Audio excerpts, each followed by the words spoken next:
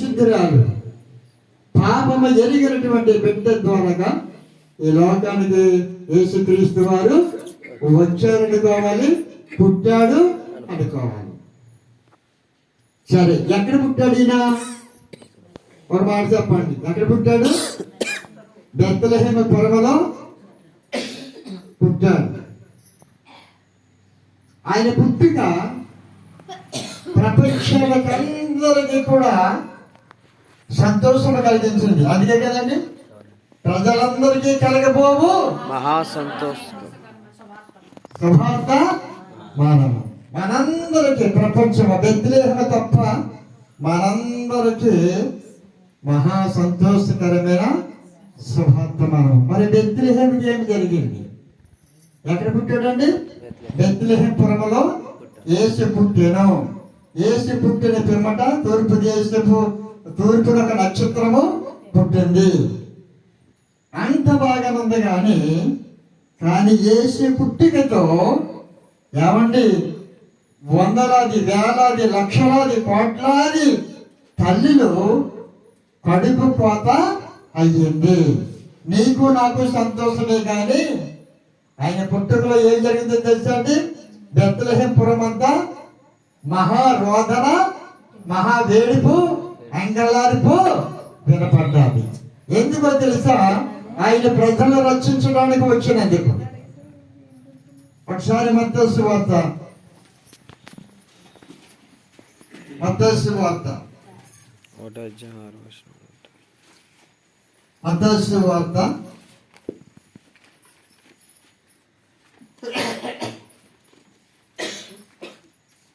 ఇదంతా పూర్తిగా మీకు ఎవరైనా అర్థమయ్యే రీతిలో చెప్పాలి అని అంటే మీకు చాలా టైం పడుతుంది. కానీ అసలు ఏమి జరిగింది ఆయన పుట్టిన తర్వాత?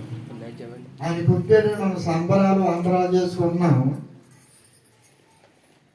ఇదే రోజున ఆయన పుట్టిన మొదటి అధ్యాయము, రెండో అధ్యాయం 17 ఏమండి? ఓకే, మంచిది. 16వ వచనం చూడండి.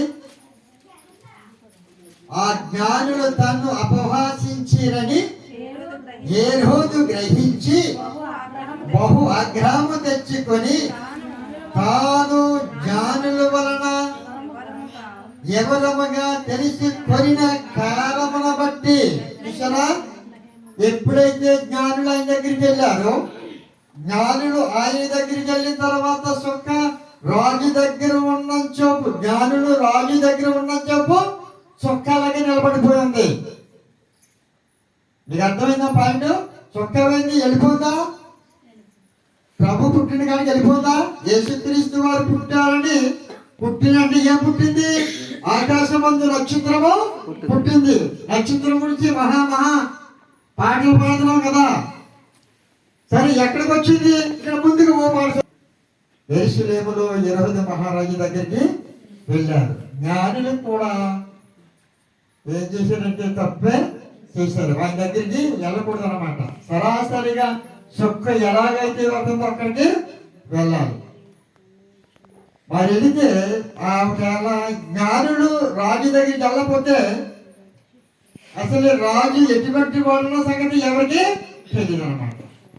నేనే రాజుగా ఉండాలి కానీ యోధులు రాజుగా ఎక్కడ పుట్టాడు? నాకంటే రాజు ఎవడున్నాడు? పరిశీలించండి, తెలుసుకురండి. నేను కూడా వెళ్ళి అతను పూజించి వస్తాను. నీ కబట మీద మాట్లాడాడు రాజు.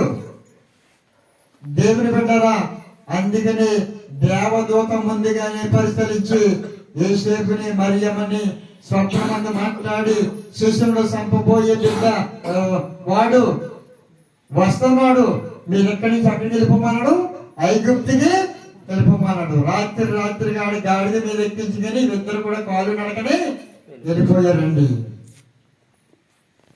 దేవుని బిడ్డలారా, తర్వాత ఏం జరిగిందో చూడండి. అందుకని ఇక్కడ ఏమన్నాడండి?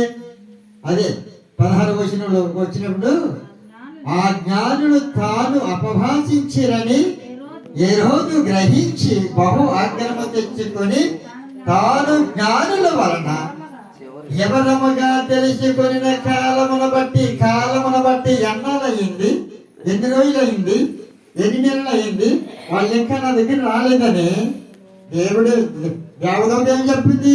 ఏ రోజు రాజు దగ్గరికి మీరు వెళ్ళవద్దు, మరో మార్గం మీరు వెళ్ళిపోండి. ఎక్కడికక్కడ యేసు క్రీస్తు వారు రాకడ మొదలయ్యింది. వెంటనే గాబ్రియలు దేవదూత ముందుగా యోహాను పుట్టినప్పుడు జకరియకి ఎలిజబెత్కి చెప్పాడు.